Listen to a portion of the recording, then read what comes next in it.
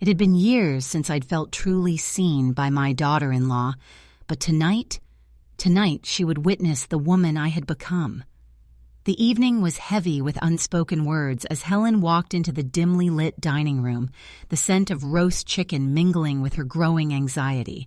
Her son, Mark, had promised this would be different, a dinner, a moment of peace. But she knew better. Claire, always sharp, always on edge, had already set the stage. Helen smiled, though the tension in her chest tightened with every second. "Dinner smells wonderful," she said, trying to force lightness into the conversation. "I'm curious, where in the world are you joining us from?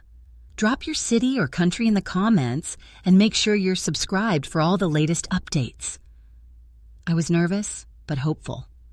Little did I know that dinner would change everything. The evening air smelled of fading summer blossoms as Helen pulled into her son's driveway, heart fluttering like a hummingbird in her chest. The front porch light was glowing, Mark's welcome call still echoing in her mind. Hope had crept back into her posture after so many blank weekends. Tonight felt different. She stepped inside, balancing the familiar weight of her favorite covered casserole dish, chicken pot pie, Claire's childhood favorite. She'd layered pastry just so, hoping to say, "I care." The kitchen was warm with chatter. Glasses had clinked already, and Claire was at the stove, spoon in hand, stirring something Helen couldn't yet see. "Mom!" Mark greeted her with a hug that smelled of fresh laundry and spiced cider. He looked tired, but genuine. His tie was loosened, and his eyes brightened when he saw her. "Hi, honey," Helen said, smoothing her apron. "It smells lovely."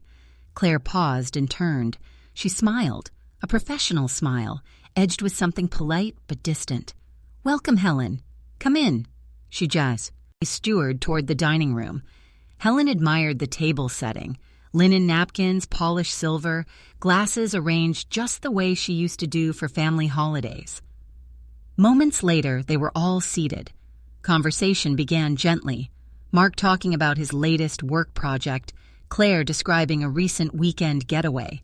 Helen felt her chest loosen, relief washing over the knots of doubt she'd carried in. As Helen took her seat, she offered the pot pie, steam billowing like expectation. Claire accepted with a nod. Helen watched, breath steadying, as Claire scooped soup from a tureen and ladled it into everyone's bowls. The soup simmered, rich, golden broth with strands of chicken and fresh herbs. Pie and soup, Helen's favorites from childhood memories around this same table. Helen gripped her spoon, ready to tuck into her own meal when Claire raised an eyebrow, pausing mid-pour. Helen's hope faltered. Claire's gaze flicked upward, lips tightening for a moment too long. Then Claire's spoon hit her lips, a dramatic inhale drawn through her nose. Helen's throat tightened. Claire swallowed, set her spoon down, then abruptly leaned forward. The edge of her mouth curled, and she spit into the bowl. Helen froze. The soup trembled with ripples. Everyone's eyes locked on Claire's motion. An echo of dinner table etiquette stretched between them, snapped. Mark's chair scraped. He swallowed, half standing. "Claire?" Claire wiped the corner of her mouth and stood, chest heaving. I couldn't just pretend, Helen. Helen's heart plummeted. The pot pie, the carefully selected wine, the dinner's fragile warmth. It all shattered in that second. Claire's voice strained. Your checking in doesn't fix years of absence." A silence hung, thick as fog. The candle flames wavered. Helen's mind looped back through empty phone calls, birthdays, unanswered, holidays neglected. The tension she'd hoped to ease had only deepened. Mark put a hand on Claire's arm to steady her. "Claire, please," he murmured. Claire pulled away, looking both anguished and resolute. She sat back down, eyes fixed on the bowl she had just desecrated. Helen's mouth went dry. She looked at Mark, his jaw tense, and then across at Claire, whose hands gripped the bowl like ballast. "Mom," Mark said softly, "you wanted tonight, but—" He paused, eyes flicking between them. Helen swallowed, swallowing more than breath. The truth she'd been inching toward, Some things aren't fixed at one dinner. Claire's tears glistened in the candlelight, not of shame, but of something sharper. Helen's favorite dish sat untouched between them, warming on the table like an unanswered question. Helen's fingers trembled as she reached for her wine glass. Claire glanced up, eyes raw. The air crackled around them. Whatever came next, it wouldn't be gentle, and it would change everything. The spit hit the soup like a slap to my face. My heart sank and I froze. Helen sat rigid in her chair, vision blurred by shock. The soup spoon hovered in Claire's hand, droplets still falling. The golden broth swirled with ripples of betrayal. An image burned into her mind. Claire laughed, a hurried, fragile edge to it. "Sorry, just too salty," she said, her tone dismissive. She dabbed her mouth with a napkin as if nothing had happened, then reached for bread. Helen forced a polite smile, clearing her throat. "Oh, no worries," she murmured, voice brittle. She scooped pie into her bowl, but the creamy pastry felt flat on her tongue. Mark looked from Claire to Helen, confusion flickering in his eyes. He didn't speak. He simply resumed sipping his wine, as though swallowing anger along with embarrassment. The candles rattled softly, and the far corner of the room fell frigid. The laughter from earlier dinners, warm, easy, was gone, replaced by a tension that sank deep into Helen's bones. Claire's manner shifted. She leaned forward, elbows on table, tone theatrical. "You know, Helen, I just wanted to see your reaction." Her smile was sharp, sarcastic. "I mean, pot pie's your thing, right? Classic, safe." Helen inhaled slowly, darkness licking at her chest. She searched for calm. Years of maternity, of care, had infused her with grace under fire. Until this. She said nothing. Claire continued, arms unfolding like claws. "It's not personal, just... I thought it'd make things interesting." She smirked, taste of cruelty in her words.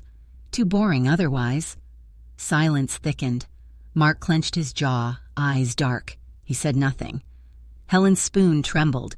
She gathered herself, lips pressing together until the tautness throbbed behind her teeth. Claire leaned back, laughter subdued. "Relax, Mom, just dinner drama." She took another bite. Helen burned from embarrassment. Mark finally exhaled. "Claire, this is not dinner theater." His voice was low. Claire rolled her eyes. Helen swallowed back the thump in her throat.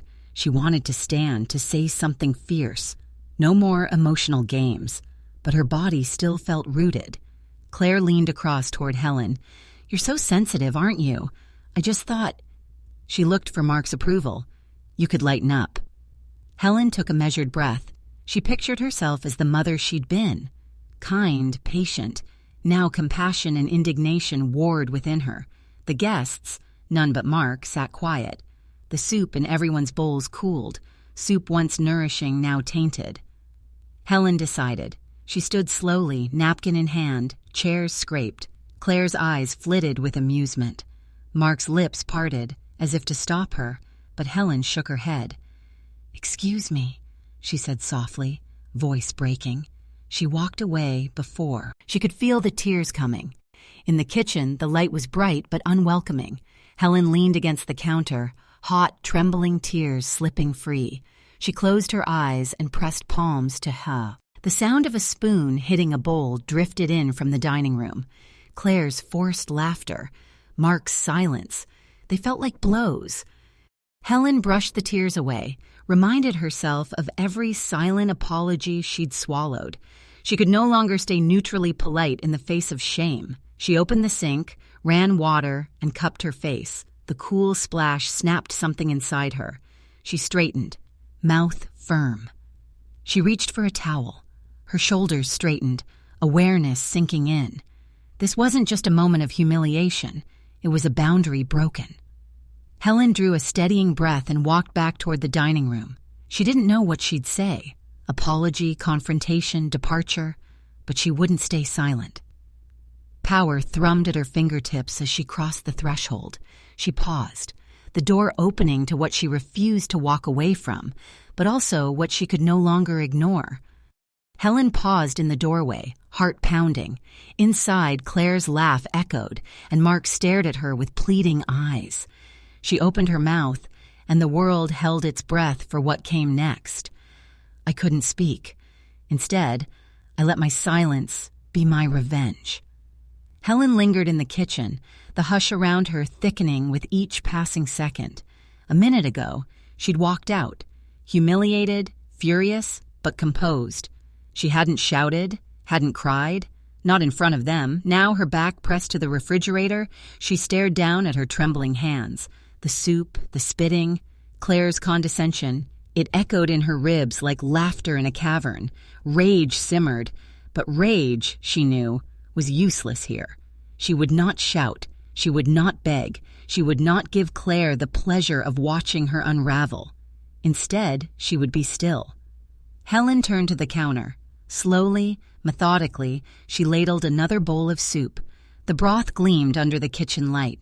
She wiped the bowl's edge with a cloth napkin, aligning the spoon at the perfect angle, just like her mother used to. As she stepped out of the kitchen, her face smoothed into a serene mask.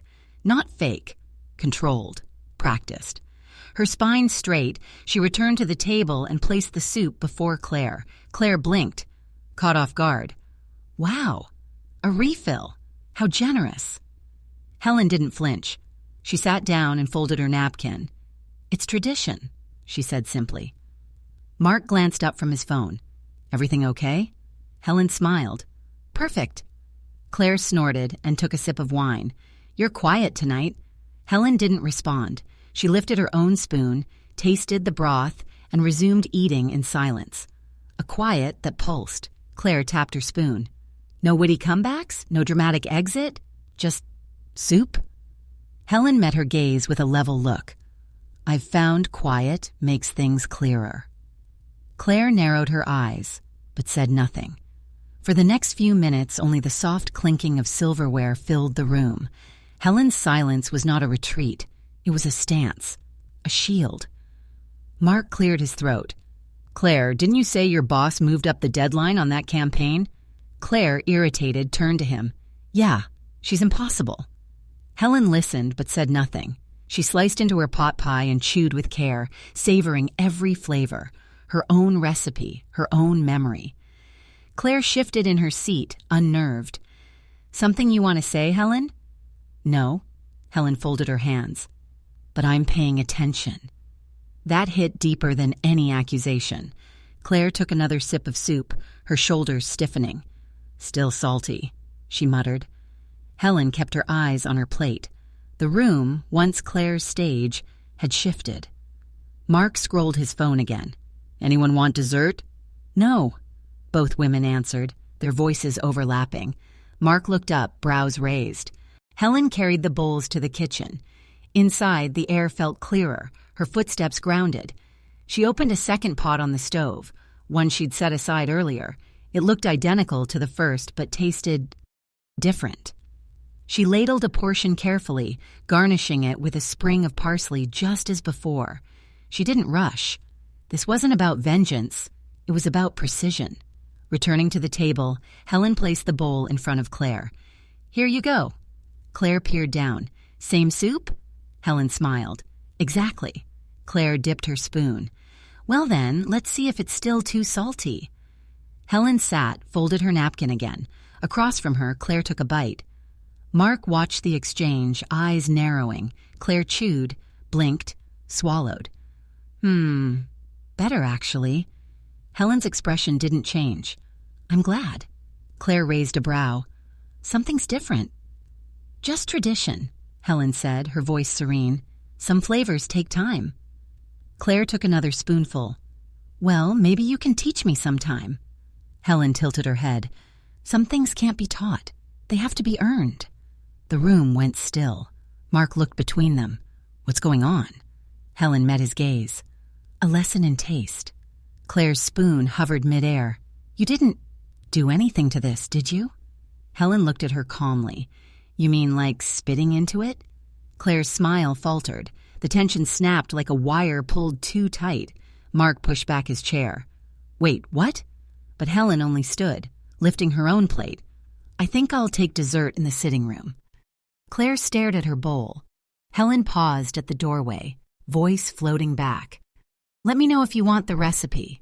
As Helen walked into the next room, the silence behind her fractured under Claire's gaze. The bowl sat in front of her, half-eaten. Claire frowned, unsettled. For once, Helen hadn't raised her voice, yet somehow she'd said ever a thing.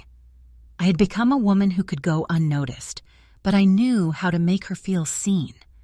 Helen sat alone in the sitting room, the low murmur of Claire and Mark's voices carrying faintly from the dining room. She held her dessert fork loosely, absently tracing its tines across the plate. The apple tart lay half-eaten, sweet and untouched, like her intentions. From here she could see Claire laughing again, her posture eased, spoon in hand, as if she hadn't just disrespected Helen in front of her son. Helen watched without blinking. Every gesture Claire made now rang hollow. The mockery had grown over time. Claire's little jabs, her dismissals, the subtle barbs about traditions and overstepping, they'd chipped away at Helen's dignity like constant wind-carving stone. Tonight wasn't about soup. It was about control and reclaiming it. She rose quietly and moved to the hallway just out of view. From there she could observe. Claire scooping another spoonful, Mark sipping wine, unaware of the emotional undercurrent swirling through the house. Claire swallowed, frowned slightly. She took another bite, slower this time. Helen watched with measured calm. She hadn't doctored the soup out of spite. She had simply returned what was hers, with a little more self-respect. She knew Claire wouldn't taste anything unusual. That wasn't the point. It was the discomfort, the question in Claire's mind. That was the seed Helen had planted. That seed would grow. Back in the dining room, Mark tried to restart the conversation. Claire, didn't you say something about that new client today? Claire blinked, still chewing. Oh, right, it went well. She reached for her wine, her eyes darting toward the empty hallway. Helen entered slowly, her gaze steady. Everything all right in here? Claire startled slightly. Fine, just catching up. Good, Helen replied. She sat down across from Claire, folding her napkin again, her movements deliberate. Claire picked up her spoon, then paused mid-air. This tastes different. Her voice was lighter now, almost curious. Helen nodded. Could be. I adjusted the seasoning slightly. Mark raised a brow. Tastes fine to me. Claire shifted. It's better now. More balanced. I'm glad, Helen said. Balance is important. Claire's eyes flicked toward her. You sure you didn't switch something else? Helen smiled faintly. I served you the same soup you served me. Claire's spoon clinked against the bowl. She stared at it, the steam rising like a whisper between them. Mark glanced between them. Wait, what does that mean? Claire stood abruptly. Excuse me. She backed away from the table, knocking her chair slightly. Helen remained seated. You seem uncomfortable. I'm fine, Claire snapped. It's just hot in here. Mark reached out. Claire, what's going on? Claire pressed a hand to her stomach, eyes wide. She swallowed hard. It's just... Did you? I served you the soup, Helen said calmly. The one you spit in. Claire blinked. Her face drained of color. I didn't do anything to it, Helen continued, but I thought you should experience what you gave. Mark turned sharply. She what? Claire tried to speak, but no words came. She turned toward the sink, coughed once, then again. The sound was sharp, wet, panicked. Helen rose slowly. You okay? Claire gasped. Something's wrong. Her hand flew to her throat. Mark was beside her in seconds. Claire, are you choking? Claire fell to her knees. Helen moved forward, watching as Claire coughed and gagged. Mark shouted, Call someone! She's choking! Helen didn't flinch. She watched, arms crossed. She's fine. It's panic. Claire's coughs turned desperate. Her face twisted in fear. Mom? Mark yelled. Helen knelt beside Claire, steady and cold. Breathe through your nose. You're not choking. You're afraid. Claire met her eyes, tears streaming. You, she rasped. I did nothing to you, Helen whispered. That feeling? That's your own guilt." Claire coughed again, but this time the panic had softened. Her breathing slowed. Mark cradled her. "Jesus, Claire. What just happened?" Helen stood again. "She tasted the truth, that's all." Claire looked up from the floor, face blotched and wild-eyed. Helen stood over her, still and calm. The room was no longer Claire's to command, and she knew it. I had fed her the same dish, but it tasted different now, like the flavor of my silence. Claire sat hunched near the dining table, her chest still heaving with residual panic. The color had begun returning to her cheeks, but her eyes held an electric edge. She looked up at Helen, not with fear anymore, but fury. "What did you do to the soup?" she snapped. Helen didn't flinch. She returned to her seat, folded her hands neatly in her lap, and met Claire's gaze with complete stillness. "I asked you a question," Claire pressed, rising from the floor. "You think this is funny?" Helen blinked once. Slowly. No answer. Claire rounded the table, jaw clenched. "Answer me. Did you put something in it?" Mark stepped in between them. "Claire, slow down." She pushed past him. "Don't you see? She's messing with me. First, she brings that smug silence. Then she watches me eat the soup like it's some test." Helen looked at Mark now, calm as stone. Mark frowned. "Mom, is she right? Did something happen?" Helen offered no defense, no explanation, only a long, weighted pause. She picked up her wine glass and sipped, then placed it down with measured grace. "I knew it," Claire hissed. This whole night was a setup. You made me look like a fool, like some kid." And of cruel joke. Mark turned to his mother. "Did you do something to her food?" Helen set her gaze on Claire. "You spit in mine." The words were spoken without emotion, flat, factual, like Rhiannon. Mark's eyes widened. "Wait, what?" Claire scoffed. "Oh, come on. I was making a point. I didn't actually think she'd retaliate." Helen tilted her head, studying Claire like a scientist observes a curious specimen. Still, she said nothing more. Claire turned back to Mark. "She's punishing me. Look at her. She hasn't said more than 10 words all night, but she's got this little smirk like she's won something." Helen smiled then. Not smug, peaceful. Mark rubbed his temples. "I don't understand. What is happening between you two?" Claire threw up her hands. "She's playing games. She served me that soup on purpose. She wants to humiliate me." Helen's voice finally returned, low and steady. "I offered you what you gave me." Claire slammed her palm on the table. "Oh, don't get philosophical now." The room pulsed with unease. Mark looked between them, completely adrift. "I've never seen her like this," Claire muttered, shaking her head. "Just sitting there like some queen. What happened to the woman who baked apple pies and stayed out of my way?" Helen stood. Her movement was slow, deliberate. "She woke up." Claire's lip curled. "And she wants revenge?" "No."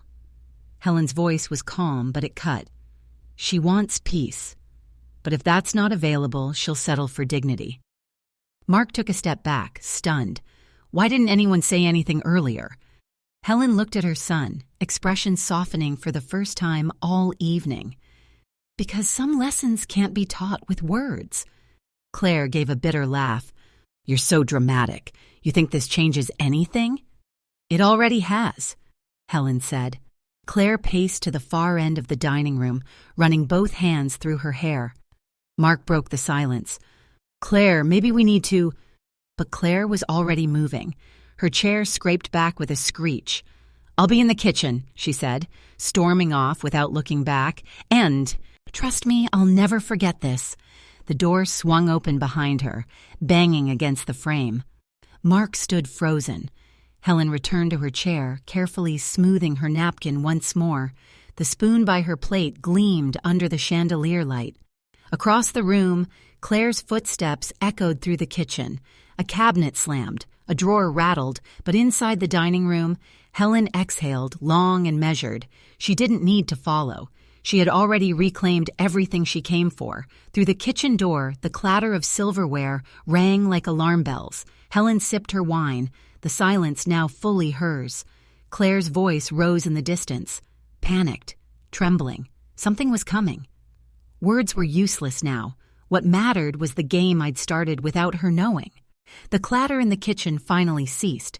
Claire re-entered the dining room with a forced calm, her lips pulled tight into something resembling a smile, though it sat brittle on her face. She walked with the stiffness of someone who had rehearsed every step before taking it. Helen didn't look up. Claire returned to her chair but didn't sit. Instead, she hovered, her hands gripping the backrest as if anchoring herself to something tangible. "I think," Claire began slowly, "we've all had a little too much wine and not enough grace." Still, Helen said nothing. She poured herself another half glass and folded her napkin over her lap. "I'd like an apology," Claire added, her voice thinner this time. Mark looked up from his plate, startled. "From Mom?" Claire's eyes flicked toward him, then back to Helen. "For trying to make me feel like a villain in my own home." Helen lifted her gaze. Not sharp, not cold, just unbothered. She took a sip of wine and returned her eyes to the table. Nothing more. The silence stretched.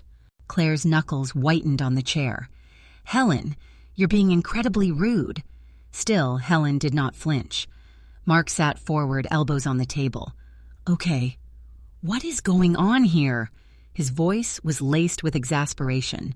"Why can't we just talk like normal people?" Helen picked up her fork and gently stabbed a piece of apple tart, chewing slowly. Claire tried again, stepping forward. "I know I may have been harsh earlier, too honest maybe, but this silent treatment? It's beneath you." Helen tilted her head slightly, like a woman hearing a soft breeze outside the window. Still nothing. Claire's face hardened. "So that's it? You're just going to sit there like a queen at a wake, judging everyone but saying nothing?" Mark looked between them, confused and helpless. Helen dabbed the corner of her mouth with her napkin, folded it neatly, and placed it beside her plate. Claire paced now, restless. "I was trying to make this evening feel real. You always act like everything's fine, like we're still playing house. I thought honesty would help." Helen's voice finally returned, quiet and even. "You confuse cruelty with honesty." Claire froze. Helen's hands remained still on the table. She didn't look at Claire. She looked past her like someone who had finally moved beyond explaining herself. Mark stood, uncertain. "Mom, Claire, come on. Can we just move forward, please?" Helen didn't answer. Claire let out a bitter laugh. "You think this makes you strong? Sitting there like the silent matriarch while I try to clean up your mess?" Helen turned her head slowly. Her expression was unreadable. Mark ran a hand through his hair. "This is getting weird. I mean, Mom, can you just tell me what's happening?" Helen's eyes softened when they landed on her son. "You'll understand later." The room fell into a heavy hush again. Claire shifted her weight from foot to foot, throat heat, and off balance, not by Helen's words, but by the emptiness where words should have been. The silence was louder than any confrontation. It wrapped the room, turned tension into pressure, pressure into power. Claire turned away from the table, fuming. "You're impossible." Helen stayed quiet. "I gave you a seat at my table," Claire growled, "and you turned it into a throne." Still no reply. Mark tried again, softly. "Mom." Helen touched his arm lightly. "It's all right." "No, it's not," Claire snapped, spinning back. "I'll never forget this." She stormed down the hallway, her footsteps thunderous against the hardwood. A door slammed in the distance.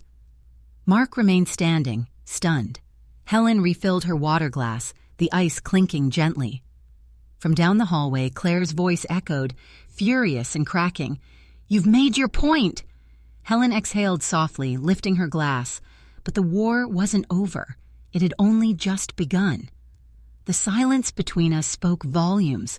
She would learn the cost of disrespect. Helen sat at the head of the table, glass poised halfway to her lips. The room felt cavernous now that Claire had stormed off. Mark remained standing in the center, looking from the door to his mother. He exhaled, trembling. "Mom? What did Claire do?" Helen set down her wine and folded her hands over her napkin. She studied Mark, unhurried. The hush pressed heavy. Finally she spoke. voice calm but firm. She spat in my soup. Mark's eyes widened as if sunlight hit his face. The word hung between them, blunt and undeniable. He sought more.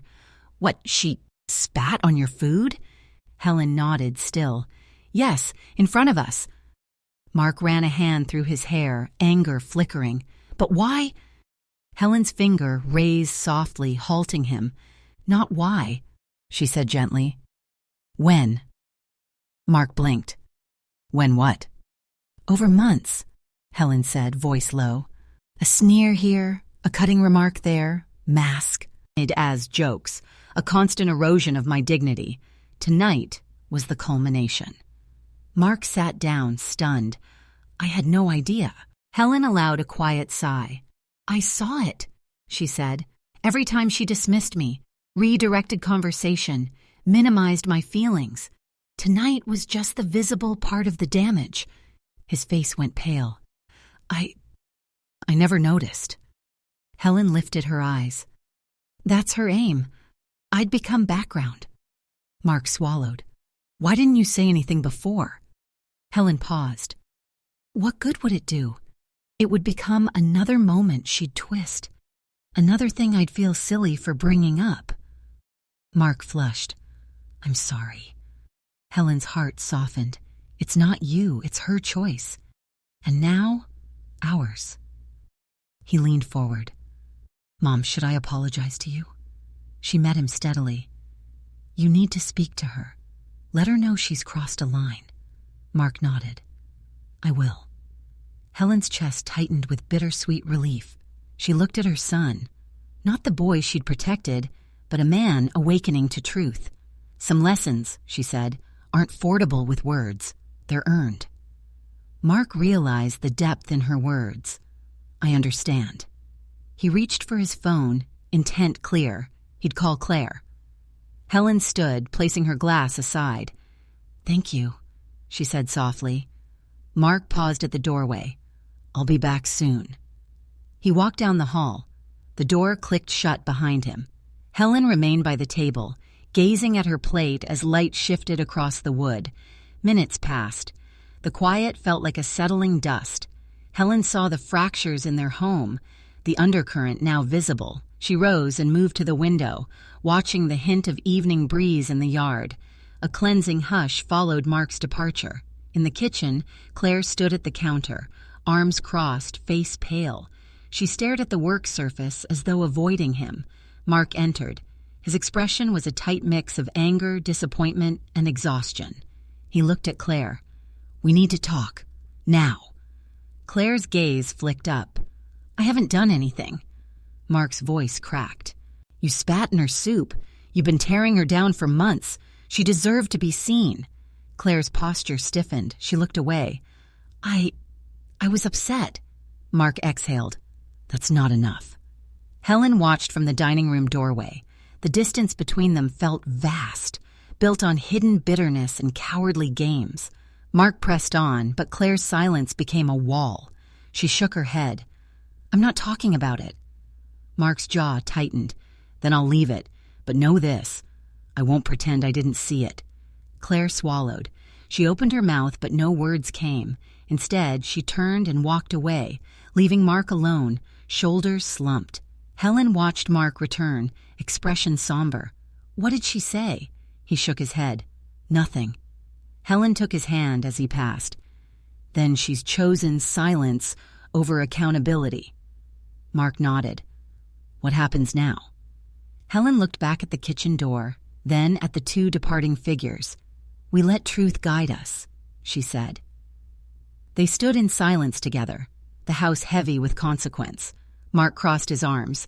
Claire's footsteps receded. Helen exhaled, steady. The dinner had shattered illusions, and now the daughter-in-law had shuttered her own doorway, unwilling to admit what was real. And the cost would ripple through this family. The house that once felt like home now felt like a battlefield. Mark stood in the doorway, shoulders slumped, face heavy with the weight of unspoken truths. Helen remained at the table, napkin folded precisely in her lap, her posture calm but carved from stone. She won't talk, Mark said. voice dull. She said she did nothing wrong. Helen gave a quiet nod. I thought she might. Mark crossed the room and dropped into his chair. I asked her to just admit it. To say one thing, anything. She said I was taking your side. Helen reached for her water, fingers steady. There shouldn't be sides, but when one is silent and the other spits in a bowl, the division writes itself. Mark rubbed his temples. I don't know how to fix this. You can't fix what someone refuses to see, Helen said. Her voice was soft but resolute. That's not on you. The dining room, once a place of birthdays and Sunday laughter, now felt like a neutral zone after a ceasefire. Chairs askew, silverware abandoned, silence a stand-in for the mess no one could clean. Mark looked around, the disarray unsettling. I feel like I'm choosing between my mother and my wife. Helen met his eyes. No, you're choosing between truth and denial. He swallowed hard. And what if I can't fix it? What if this breaks us? Helen's lips pressed into a line. Then let it. If the only way a family stays whole is through silence and humiliation, then it's already broken. Mark leaned back, staring at the ceiling. I keep thinking about Christmas, about how we used to argue over ornaments and who overcooked the ham. Those were stupid fights, but they meant we still cared. Helen smiled faintly, sadness flickering in her eyes. They did. I miss that, Mark whispered. I do too, Helen admitted, but I miss myself more. The words landed like a closing door. Mark looked at her, startled. I spent years trying to be smaller, quieter, so I wouldn't upset her, Helen continued, but tonight reminded me who I am, and I won't lose that again for the sake of comfort. Mark didn't speak, only nodded slowly. A hollow understanding bloomed across his expression. The hallway creaked. They turned in tandem as Claire appeared at the threshold. Her arms were crossed, face expressionless, but her eyes burned with unspoken accusations. I'm coming back to finish my wine, she said flatly. Helen said nothing. Mark watched his wife, unsure whether to stand or stay seated. Claire sat across from Helen, refilling her glass, her movements loud and intentional. The clink of the bottle against crystal echoed longer than it should have.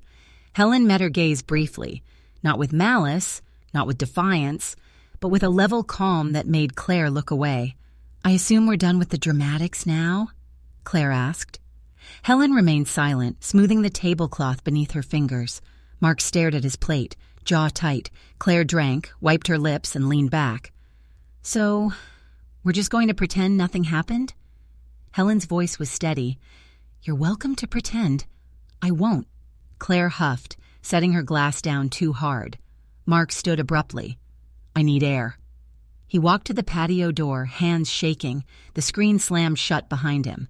Helen rose, clearing the empty dishes with quiet precision. Claire didn't follow him. She didn't apologize. She simply stared into her wine as if it might erase the night. Helen's eyes passed over her, not cold, not cruel, but distant. Some gaps don't close. Some meals are the last ones shared without knowing. As Helen disappeared into the kitchen, she felt the quiet cement settle.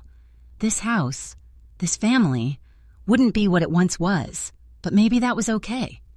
Helen stood at the sink, rinsing the plates that still held echoes of what once was. Behind her, Claire sat alone at the table. The quiet wasn't peace, it was separation.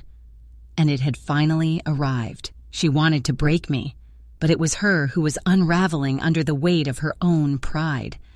The soft clink of porcelain echoed as Helen rinsed another plate, her movements methodical, meditative. The kitchen window was cracked, letting in the hush of the night. Behind her, the clock ticked evenly, steady and indifferent to the storm that had passed through the house. Footsteps creaked down the hallway. Claire reappeared, her heels hesitant against the wood. Helen didn't turn. Claire's voice came low, like she'd rehearsed the line. I just wanted things to feel normal tonight. Helen said nothing. Claire inched closer. If I crossed a line, I didn't mean to. She stopped at the threshold, watching Helen's back. I mean, maybe you took it wrong. Helen kept scrubbing the plate in her hand. I'm trying to be civil, Claire added. Still no reply. A beat of silence passed before Claire let out an exasperated sigh. God, why is it so hard to talk to you? It's like arguing with a ghost. Helen dried the plate and placed it in the rack. I've learned ghosts speak less, but haunt longer. Claire scoffed. Really mature. Helen turned finally, drying her hands. Her face was composed, lips set in that calm neutrality that now drove Claire mad. I came back to apologize, Claire said, voice raised slightly. But clearly you're more interested in punishing me. Then you didn't come back to apologize, Helen replied evenly. Claire blinked. You came to reset the story, Helen continued, to say just enough to make yourself feel better, not to make it right. I said I didn't mean it like that. But you did, Helen said. And you do. Because every time you've mocked me or rolled your eyes at my presence, it was intentional. I just never made you look at it. Claire's mouth opened, then closed again. In the doorway, Mark reappeared, arms folded tightly. I heard all of that. Claire turned toward him quickly. Mark, please. This is being blown out of proportion. Mark's expression hardened. No, it's not. Claire reached for his arm, but he stepped back. I defended you, he said.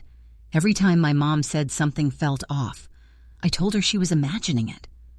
Claire's voice wavered. She was never supposed to feel. But she did, Mark snapped, and you let her.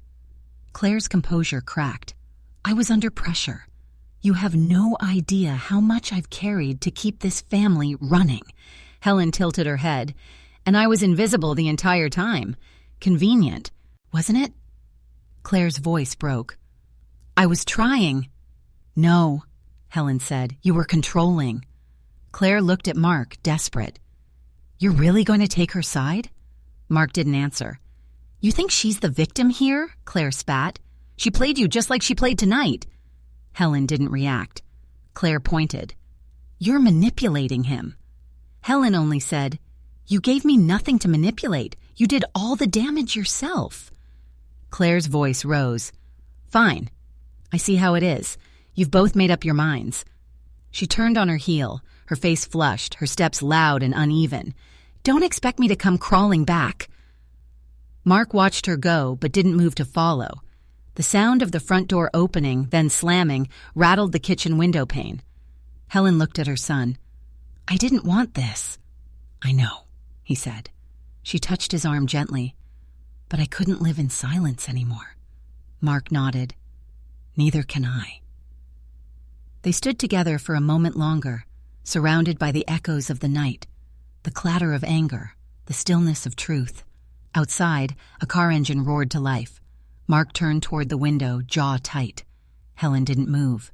Claire was leaving, but what she took with her might never return. I had reached my limit, but Claire hadn't even begun to understand hers. The hum of the car engine faded into the distance. The house, once vibrant with the small chaos of shared lives, now felt hollow. Helen remained at the kitchen counter, hands braced against the cool marble. Her breath was steady, but her heart felt like a candle guttering in an open window. Mark stood beside the window, arms folded, his jaw flexed, unspoken thoughts running wild beneath the surface. Finally, he broke the silence. I don't know what to do anymore. Helen didn't look up. He continued quieter. I can't keep choosing between you. You're not choosing, Helen said, calm. You're recognizing. Mark ran a hand down his face. It doesn't feel that way. It feels like I'm tearing this family in two. Helen finally turned. Her expression was worn, not from defeat, but from the cost of clarity. It was already torn, sweetheart. You just didn't see the rip. He looked down. She left angry. She always leaves angry. She'll come back angry too. Helen nodded. I know. Mark's voice cracked. She's my wife. I know, Helen said again, softer this time. And I'm your mother. This isn't about sides, Mark. It's about truth, and how long you're willing to ignore it. Mark looked at her then, really looked, at the woman who had once sewed superhero capes and wiped away teenage heartbreaks. Now she stood tall in her silence, a strength he hadn't fully understood until tonight. She thinks I betrayed her. he said. Helen met his eyes. And how do you feel? He hesitated. I feel disappointed. Helen's gaze didn't waver. In her? In everything, Mark admitted. This house, this night, the way she treats you. I kept telling myself it was just stress, that we were all adjusting, but it's more than that. It is, Helen whispered. Mark pulled out a chair and slumped into it. Do people come back from this? Helen leaned against the counter. Some do, but only if they want to. And Claire? She shook her head slightly. She doesn't think she needs to. Mark let his head drop into his hands. How did it come to this? She's always needed control, Helen said. And I let her have it for years. But tonight, I needed my voice back. A long pause hung between them. I don't blame you, Mark said, eyes red. I don't blame you at all. Helen stepped forward, placing a hand on his shoulder. You're not responsible for her choices. But I married her, he murmured. I brought her into this family. Helen's hand tightened slightly. We all welcomed her. We all tried. Mark nodded, face heavy with realization. You're a good man, Mark, Helen said, but being good doesn't mean staying quiet. It means standing up, even when it's hard. He wiped at his eyes, embarrassed. I just wanted us all to be happy. So did I, Helen said gently, but not at the cost of myself. Mark stood again, walking to the back door. He looked out toward the driveway, now empty. She'll be back. I know, Helen said. I don't know what I'll say. You'll know when the time comes. He nodded, then turned. You're strong, Mom. I had to be. Mark stepped forward, pulled her into a quiet embrace. She let him. Outside, the wind picked up, rustling the hedges. Helen felt the shift in her bones, something ending, yes, but also something new beginning. She pulled away gently. I should finish the dishes. Mark lingered by the door. I'll help. But Helen shook her head. No, go rest. I'll manage. He hesitated, then nodded and disappeared down the hallway. Left alone, Helen stood by the sink, the water running softly, the plate still needing attention. But she didn't move. She looked toward the front door, half expecting the knob to turn. It didn't. And somehow that silence was the loudest part of the night. Helen turned off the faucet and dried her hands, staring at her reflection in the dark window. Claire would come back, but whatever returned through that door wouldn't be the same. And Helen wasn't sure she wanted it to be. I no longer waited for anyone's approval.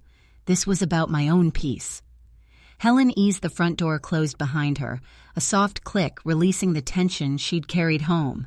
The late afternoon sun cut through lace curtains, dust motes dancing, ordinary beauty after a storm. She set her bag on the bench, exhaled, and felt something shift inside. No longer someone's mother in a fractured table, just Helen. She wandered to the living room, quietly touching books she'd shelved but never opened. Tonight she pulled one free, an old favorite by Elizabeth Bowen, and settled into the armchair. The pages smelled of comfort and possibility. She let the words wash over her, untethered from guilt or apology. A notification pinged. It was Jean, her college friend. Coffee tomorrow? I've missed you. Helen smiled. She typed back, let's catch up. Let's celebrate. Sending felt like a declaration. I am here. I matter. That evening she walked through her garden, the soft hum of evening crickets under her feet. Each bloom, roses, lavender, peony, stood in quiet triumph, as if echoing her pulse. She paused by the lavender, inhaled deep, and thought, I deserve this peace. The next morning, Helen lingered over breakfast, savoring silence and sunshine. She checked her phone. No message from Claire. She felt no panic. Instead, a weight lifted. The space between should I fix it and I don't have to stretched open, full of new possibilities. By midweek, she attended a pottery class, hands covered in clay, molding gentle curves on the wheel. Mrs. Patel admired her bowl, infused with strength, dear. She realized her life, like that clay, could be shaped anew, soft, firm, and entirely her own. Mark stopped by in the afternoon. He dropped Claire at therapy. She asked for an hour, he said, sheepish. I told her she had to. He paused. I just wanted to check on you. Helen looked it at him. No sorrow, no rebuke, just steady love. I'm well. He sank into a chair. I'm sorry for everything tonight. She smiled gently. I know. She rose, poured tea, and offered him a seat by the window. It's okay to want comfort, just not at the cost of truth. He met her gaze. I get that now. They sat in companionable quiet, watching late sunlight brush the garden. That weekend, Helen hosted a small brunch for friends, Jean, Mrs. Garcia, even Mildred from book club. The table was warm with laughter, rich with toast and honey, voices and stories. No one asked about Claire. No one whispered shame. It felt possible, real. Later, as she cleared dishes, Lily's voice came over the phone. Mom, I love what you're doing. You sound like yourself again. Helen paused, tears unwelcome and beautiful. I love you too, sweetheart. That night, she stood in the living room, candles lit, the hours passing but no longer pressing. The house felt bigger, kinder. Her reflection in the hall mirror looked calm, confident, a woman who had lost much but found more. On Thursday morning, the phone vibrated. It was Mark again. She answered, tentative but open. Mom, Claire said she's ready to talk, on your terms, if you are. Helen felt her breath catch. Not fear, but recognition. The invitation lay open, but so did her boundaries. She closed her eyes for a moment, listening to her own heartbeat. I'm open, she said. Helen set her mug down and straightened her shoulders. The future stretched ahead, no longer defined by others, but by the peace she'd reclaimed. And now, perhaps by a second chance, on her terms. I had fought for myself. Now it was time to fight for the future I deserved.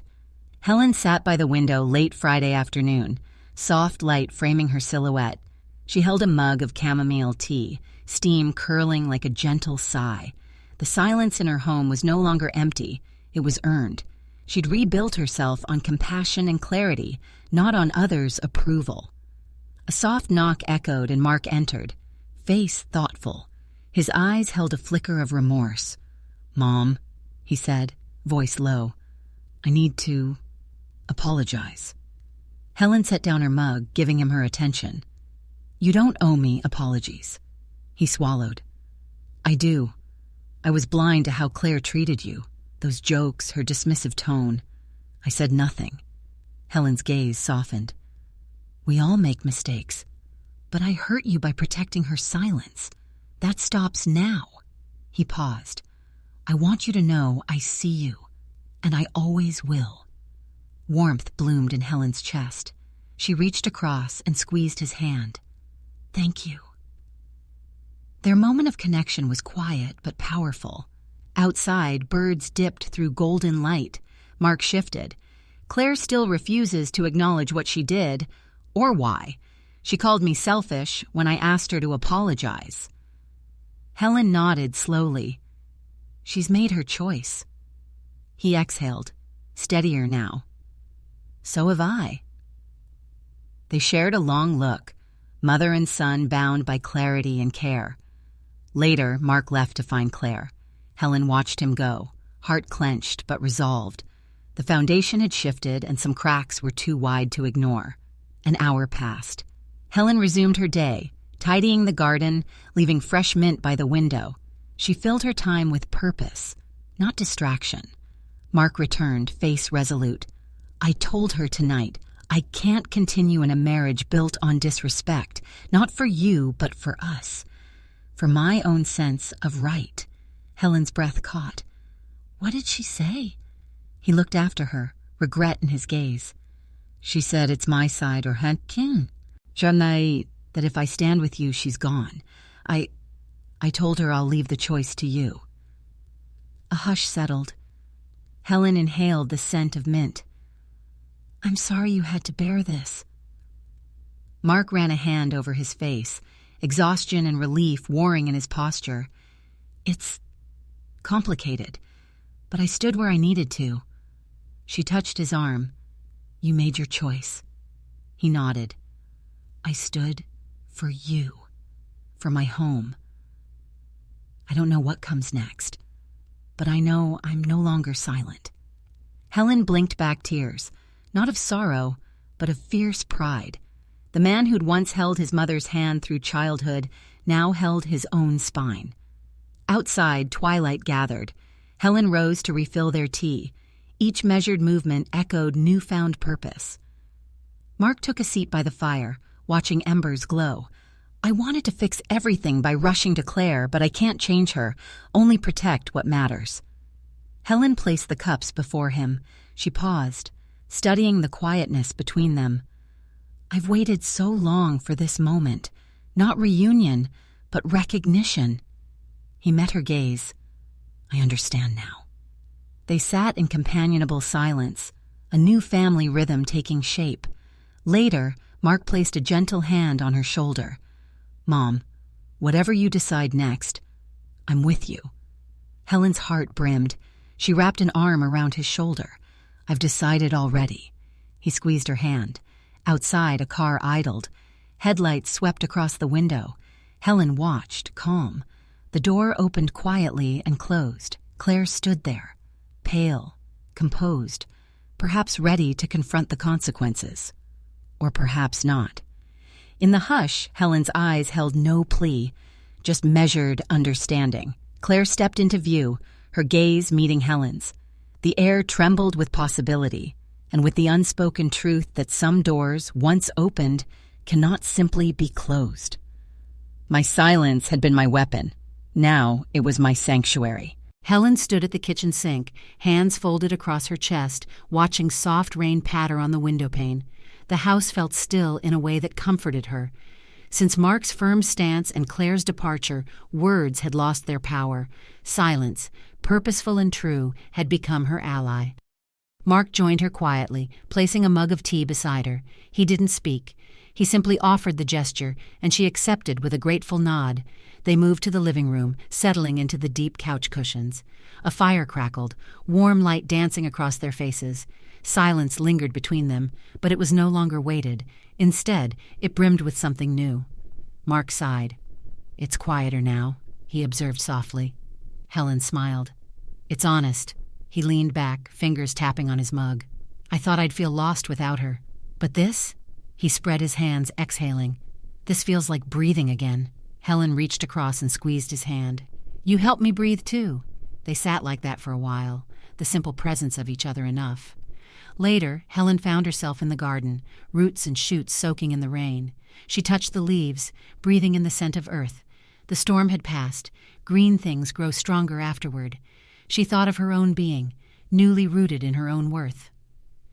Over the next days, Helen and Mark fell into easy rhythms, shared breakfasts, afternoon walks, quiet evenings discussing literature. Mark began planning a retreat with Helen to explore the nearby coast, just mother and son, cocooning in mutual care. One evening, they sat by the fire with mugs of tea. Mark glanced toward the silent phone on the coffee table. I noticed you've barely checked it. Helen shrugged. No reason to. He nodded. Silence suits you. She laughed softly. Silence heals. She paused, gazing into the flames. I'd done too much talking for things that He called me disposable. Today, he called me his greatest strength. Helen moved through the kitchen with quiet purpose, laying a single white lily in a slender vase. The afternoon light caught the petals and cast soft shadows across the countertop. She listened as Mark entered, his footsteps light but firm on the wooden floor. He stood beside her, eyes steady. Mom, I've arranged dinner. Just us three. No pressure, no expectations. His voice held that new resolve she'd helped him find. Claire's being sensitive right now, she asked. She wants to try. Helen turned, momentarily caught by a flicker of uncertainty in his gaze. Are you sure, sweetheart? Mark nodded. I need to know what I stand for. He brushed back a strand of hair. I want our family intact, but not at the cost of silence or disrespect. She placed the lily on the table and reached for his hand. Then let's do this, together. Later, the table was set simply. Grilled salmon, roasted vegetables, fresh bread. Helen wore a linen dress, calm and centered. Mark lit a candle. Claire arrived before them, her presence gentler than before, eyes wary but hopeful. Claire set the salad down and gave a small smile. "Hello, Helen." Helen returned it, even if measured. "Hello, Claire." Mark sat, placing himself between them. "Shall we begin?" They ate quietly at first. The glow of the candle danced over Claire's face, uncertain but open. Helen poured water.